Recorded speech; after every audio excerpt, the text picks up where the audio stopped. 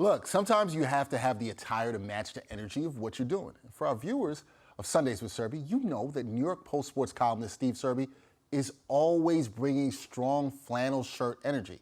Flannel shirts, they're part of the staple of the Serby wardrobe. So I decided to match that energy this week, as you can see, with my own flannel. And this week, Steve, he caught up with one of my all-time favorite play-by-play voices, the legendary Gus Johnson. And now it's time to catch up with Steve. Steve, how are you doing?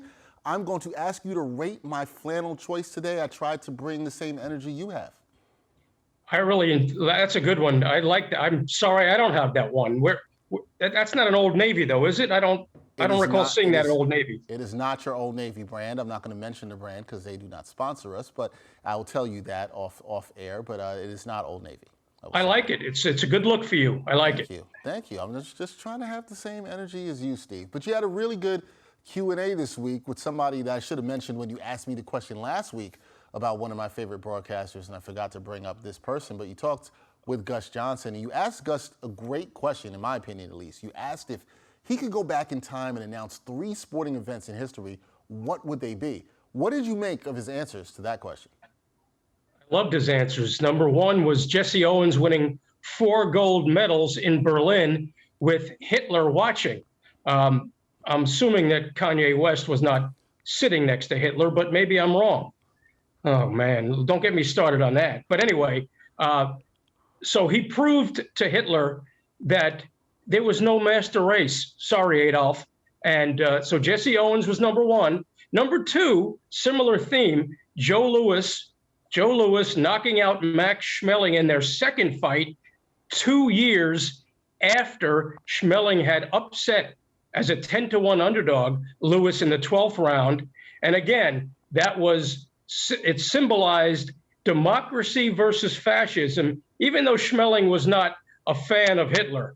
But that was a great day for America when Joe Louis did what Joe Louis usually did. And number 3 on Gus's list was, of course, Jackie Robinson breaking the color barrier with the Brooklyn Dodgers. I think most of us in the sports arena would have loved to have been there that day. Oh, yeah, absolutely. What a great moment in sports history and American history, for sure. When I think of Gus Johnson, Steve, it's hard to not think of his calls and not associate him with March Madness. Do you get the sense that he misses calling games during the men's national tournament, and also how many sports fans appreciate his style of calling the games?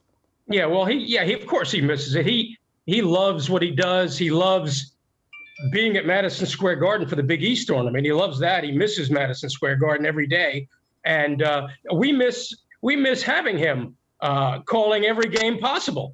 His number 1 call, cold-blooded, when Isaiah Thomas of the University of Washington won the Pac-12 title with a buzzer beater. That was the only time he's ever used cold-blooded. He hurt my feelings is another one of his favorites and my favorites when Denzel Ward of Ohio State delivered a hit that told Gus that he was angry that he was not invited to a barbecue.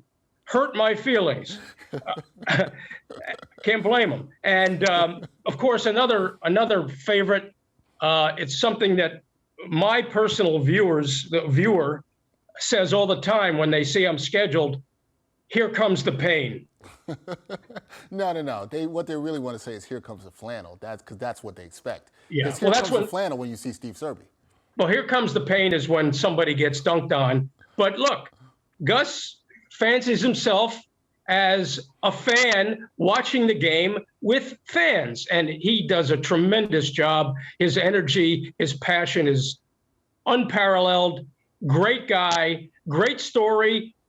Harvard University is going to have a documentary about him coming in February, and nobody deserves it more than Gus Johnson. Yeah, I'm definitely excited to see that. One of the greats for sure, Steve, and I'm glad you had the chance to talk down. And one of the great things about Sundays with Serby is that I was telling this to our producer, Lee, earlier today, is that we don't just always talk about athletes. Sometimes it's broadcasters, other people in the world of sports, and that's what makes your Q&As so great. Hopefully everybody can check those out. Right, Steve? I know you had a good time doing this one.